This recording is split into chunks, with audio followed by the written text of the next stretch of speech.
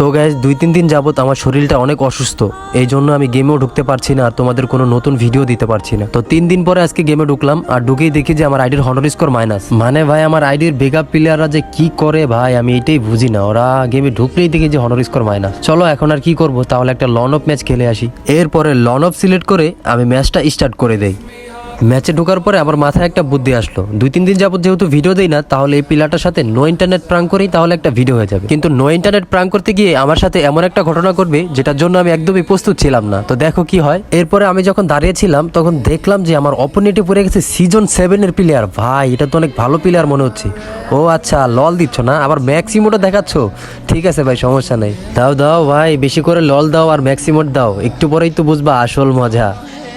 এর পরের রাউন্ডে প্লেয়ারটা আবারও আমার সামনে আসে, আবারও সেই ললিমোট আর ম্যাক্সিমোট দিতে থাকে আর ও আমাকে মেরে দিয়েও ললিমোট দেখাচ্ছিল। ও হয়তোবা বুঝে গিয়েছিল যে আমি ওর সাথে নো ইন্টারনেট প্রাঙ্ক করছি, কিন্তু ও তো আর জানে না একটু পরে ওর সাথে কি ঘটবে। তো যাই হোক গাইস, এটা হচ্ছে লাস্ট রাউন্ড আর এবার সময় এসে গেছে কাম ব্যাক করার। তো দেখো